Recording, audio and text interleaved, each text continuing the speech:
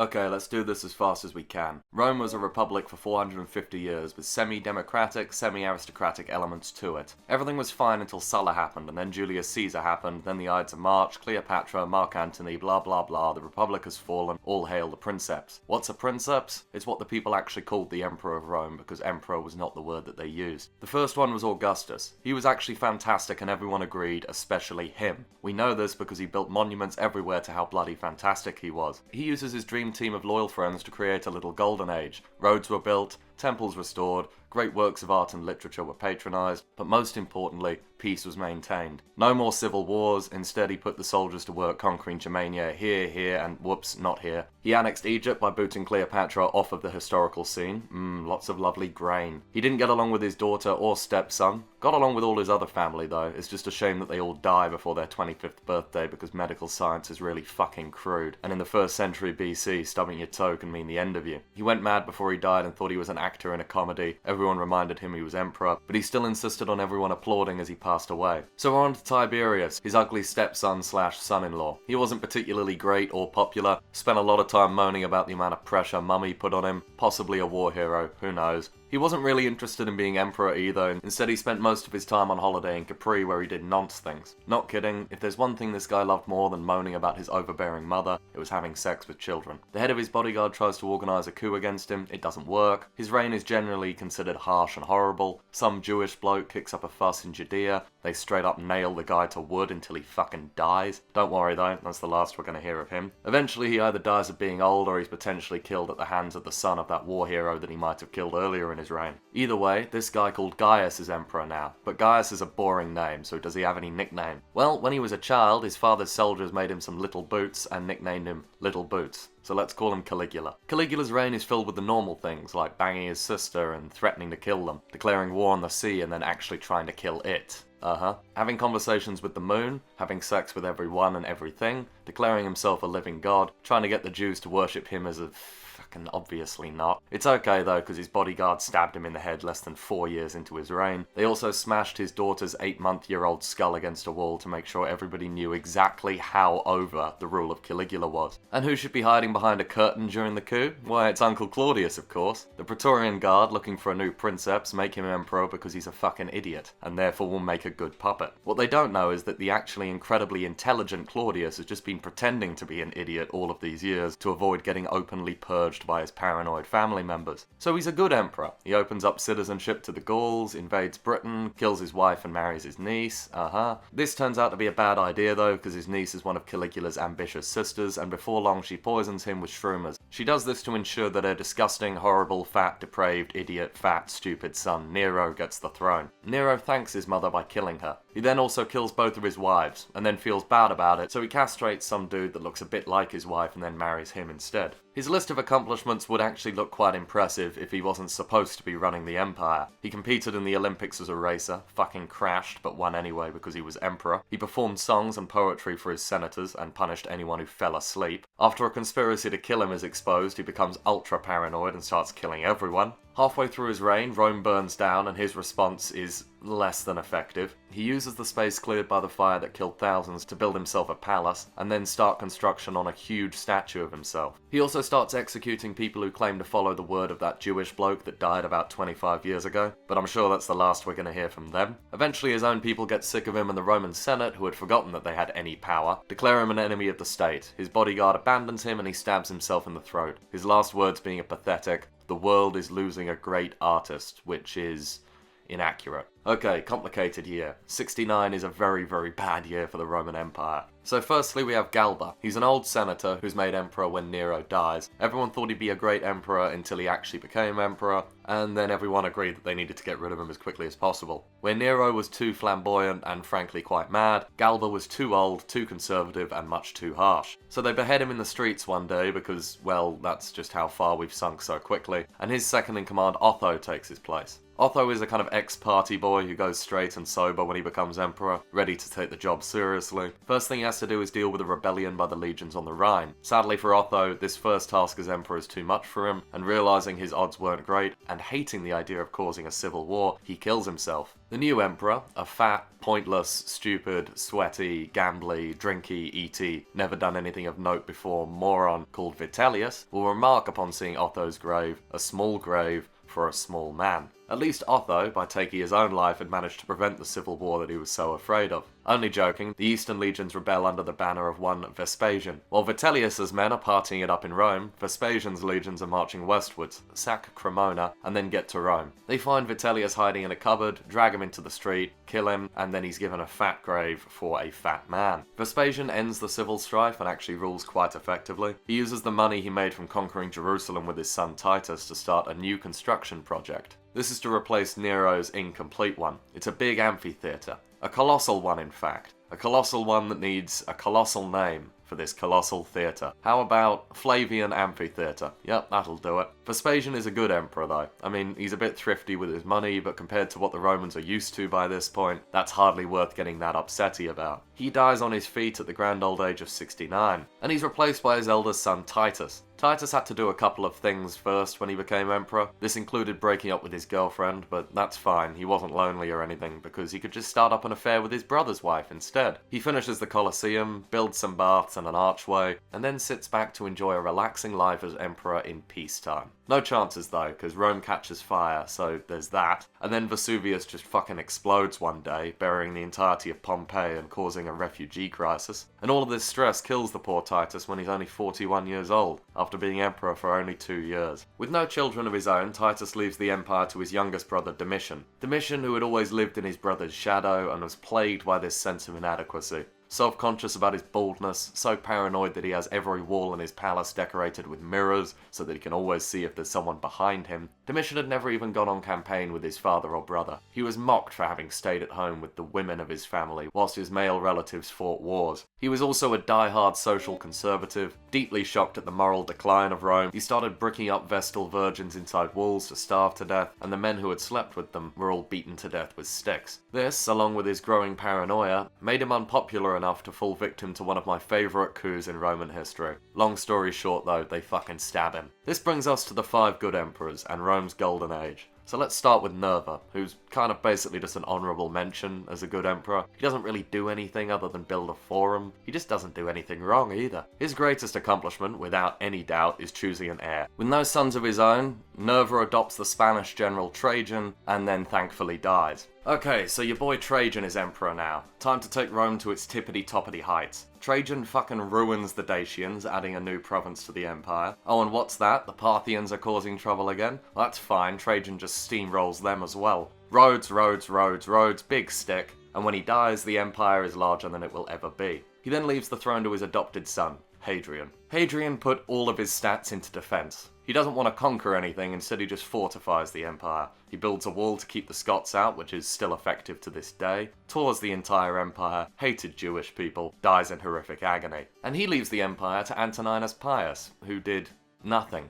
Like, I'm not kidding, this guy was in power for 23 years and he never even left Rome. Never fought a war or a rebellion, he just did admin, which is kinda cool, I guess. He dies old, probably of boredom from having spent an entire lifetime with himself. And this means we can get to Marcus Aurelius, and his younger brother Lucius Verus. The co-emperors actually made quite a team. Marcus, the intellectual, peace-loving, shy but deeply competent administrator, and Lucius, the hard-partying, super-popular warrior. Marcus would stay in Rome and do paperwork whilst Lucius went off to Parthia to sack cities and fight barbarians. And this was great until one day Lucius came back with weird marks all over his face. Oh, whoops, he's died of smallpox. What's smallpox, you ask? Oh, it's only an epidemic ready to wipe out a fair portion of the empire's population and cause irreparable damage to both the economy and the security of Rome. And this meant that Marcus had to go off and spend years doing what he'd always wanted to avoid, emperor stuff.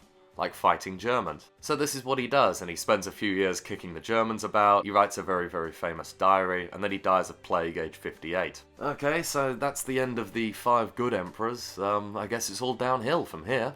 You see, Marcus Aurelius was the first emperor since Vespasian to actually have a son, so the empire goes to the 19-year-old Joaquin Phoenix. He proceeds to end the war with the Germans, undoing a decade of his father's work, He gives loads of power to his idiot friends who then screw it up, becomes obsessed with being a gladiator, fights in the arena with ostriches and against crippled opponents, takes loads of lovers, drinks too much, becomes megalomaniacal to the extreme. He thinks he's Hercules and even dresses like him in public. Eventually his mistress finds herself on a to-be-killed list, and with the help of the head of the Praetorian Guard, enlists a wrestler to strangle Commodus in his bath. What a perfect end. So that's another emperor murdered. But who to pick for a new one, though? The Praetorian Guard settle on a competent and popular old friend of Marcus Aurelius's, a man named Pertinax. Pertinax had no time for the excess that had been permitted in the 12 years of Commodus's rule. The young man had bankrupted the empire on parties, games, and debauchery, so Pertinax would put an end to that, and he took things back to how they were under Commodus's father. This is a unilaterally unpopular move because people actually like debauchery. One day, a bunch of armed Praetorians go to his house and threaten him. He comes out in his PJs and explains to them the reasoning behind his policies. And because he's such a reasonable and persuasive guy, the mob starts to go home. One of them isn't swayed though and stabs Pertinax.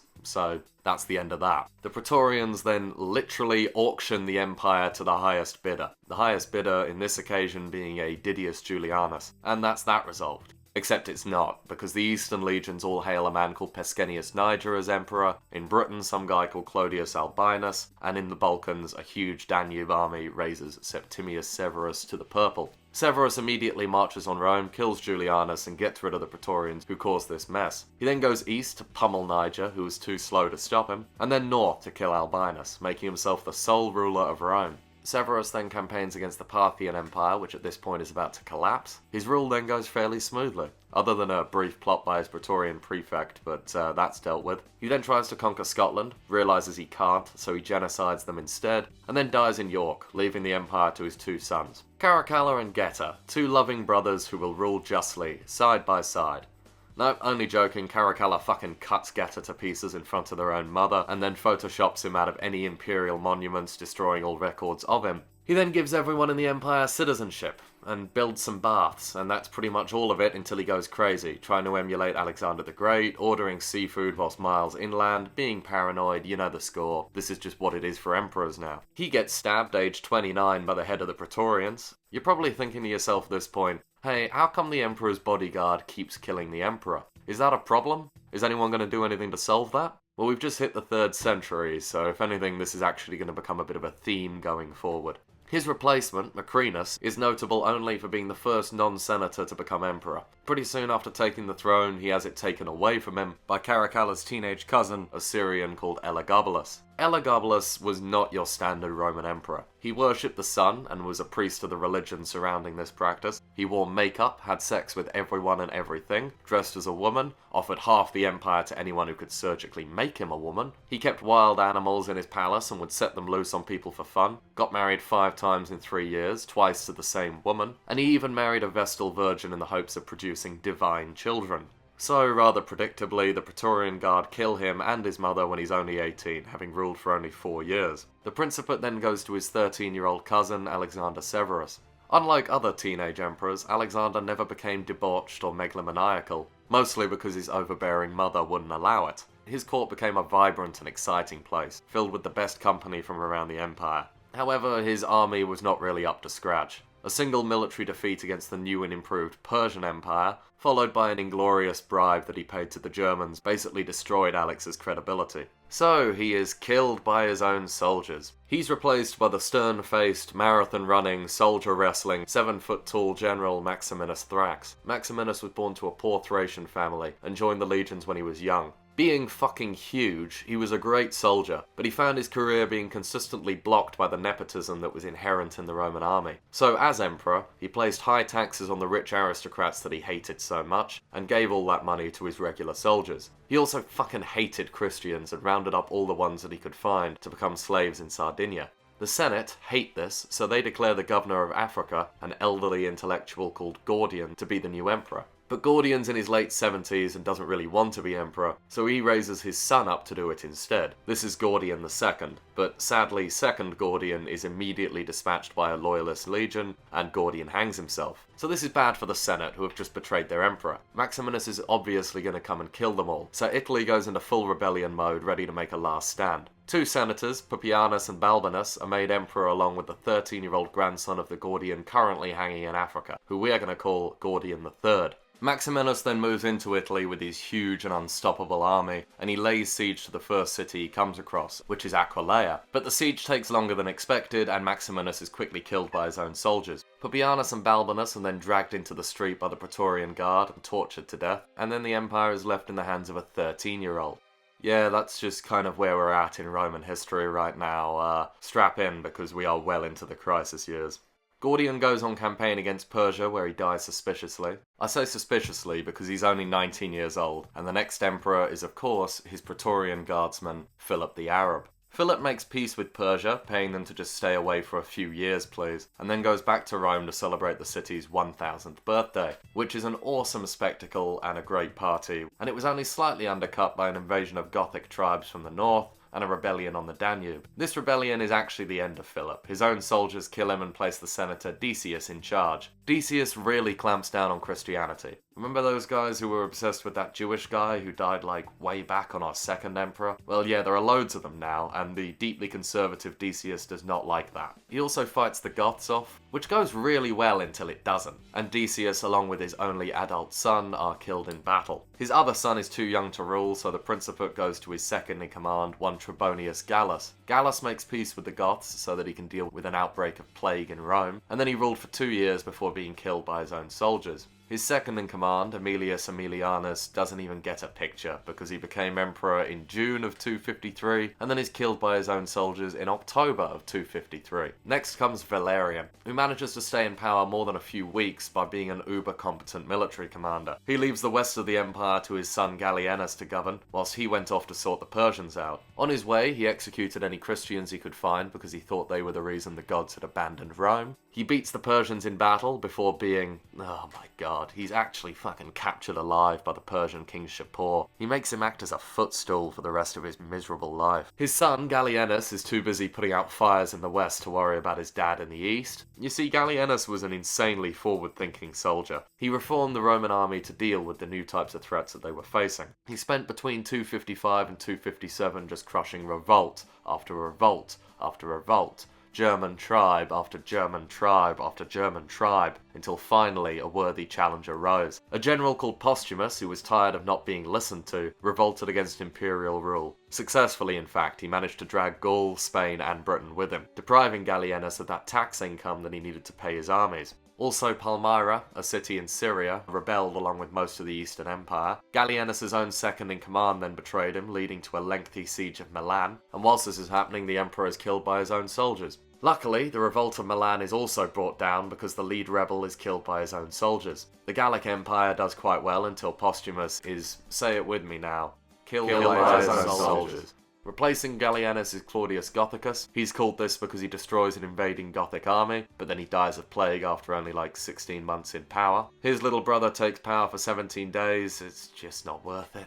Okay, finally, it's your boy, Restitutor Orbis, Aurelian, the absolute madman, rules for 4 years. In that time, he crushed the Palmyrene Empire, twice. The Western Gallic Empire was brought back into the imperial fold, but most importantly, Aurelian noticed that there was really something to this whole monotheism thing, and he started wrapping all of the Roman deities into one super god, Sol Invictus. He builds a fancy wall around Rome, and then he is... I don't even want to say it. Thing is, everyone loved Aurelian so much that nobody wanted to take power upon his death, otherwise they'd be kind of admitting responsibility for it. So eventually they give the purple to a senator named Tacitus. He fights the Germans for about a year before dying of either plague or murder, who knows at this point. His half-brother, Florianus, took power, but only for 2 months. Useless. Killed by his own soldiers. He's replaced by a general in Asia Minor called Probus. Probus's reign is characterized by invasions on every border of the empire, but most notably Gaul, which until now had been mostly free from large-scale destruction.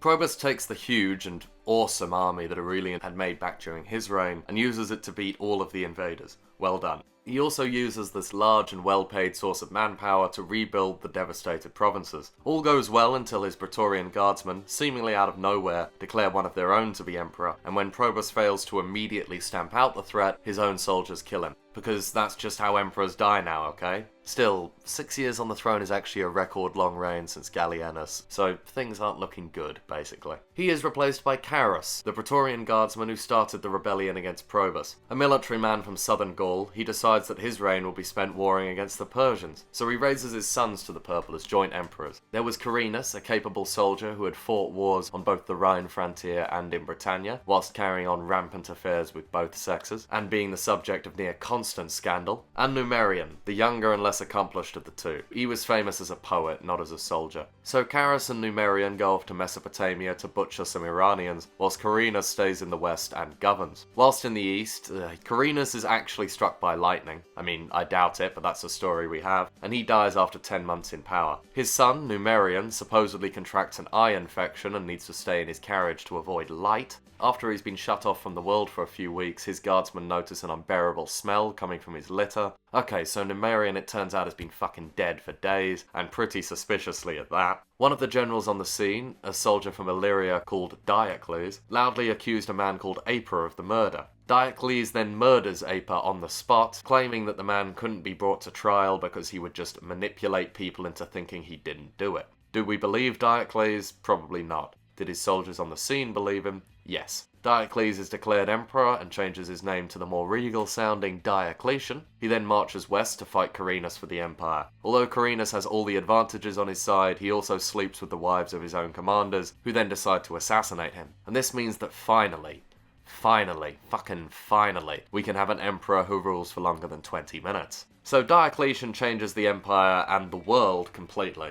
To start with, there are now 4 emperors, or rather 2 in-charge emperors called Augustuses, and 2 second-in-command emperors called Caesars. They split the empire like this. This way, one guy doesn't have to constantly run around the whole place dealing with every single problem himself. He also issues a maximum price edict to deal with the runaway inflation that has wrecked the Roman economy. He reforms the army, creating a militia force and a much smaller professional branch, and then instead of the long lines of fortifications that required constant maintenance and manpower, he simply fortifies the border cities of the empire and designs them to hold refugees should an invasion take place. He expanded the Roman bureaucracy tenfold, making it both more efficient and less dangerous. With responsibilities being spread out amongst multiple people holding different offices, it was very difficult for one person to acquire the power and influence needed to seize control of an entire province. He persecuted the hell out of Christians and Manichaeans, like unprecedentedly so. He also didn't give a shit about the city of Rome, which as a capital had been diminishing in importance compared to Milan, Sirmium, Trier and Nicomedia for decades at this point. He visited it once for like a few days and then never went back. But most importantly,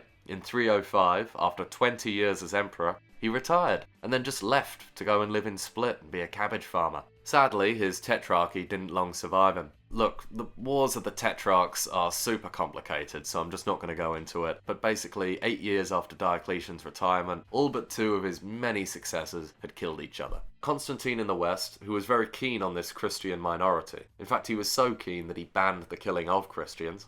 And Licinius in the east, who is not such a fan of Christianity. I don't know how much European history you're aware of, but I think we can guess whose religion is going to win here. So Constantine eventually goes to war with and beats Licinius, spares him on the request of his sister, who was married to the man. Yeah, the tetrarchy got a little bit incestuous. Never mind though. But he ends up killing Licinius anyway. This severs Constantine's relationship with his sister, but that doesn't stop him from being even worse to his other family members. He kills his own son when he gets paranoid, realizes that he was just being paranoid, so he ends up blaming his wife for making him that way, and then steams her like she's a fucking vegetable. Realizing that Rome is not an ideal location for a capital, he makes a new one, which he calls New Rome. But everyone just calls it Constantinople. He ends up being so keen on Christianity that he even hosts a big council to figure out what it actually means to believe in the big God, the conclusion of which will basically define the beliefs of the Catholic and Orthodox churches from here on out. And he's even baptized on his deathbed, becoming the first Christian emperor of Rome. And so begins the Middle Ages. Christianity, burning witches, going on crusade, not killing animals to please God anymore, etc, etc. Well, not really. Rome in the West still has a good century and a half of decline to go through first, and they've even got one more pagan emperor. The eastern bit of the empire has 11 more centuries of utter hell to go through. But for my own mental health related reasons, I'll stop at the same point as many other Roman history buffs stop, and declare antiquity dead at the Council of Nicaea. Goodbye Jupiter, hello Jesus. Let's see how long this one lasts. Thanks for watching.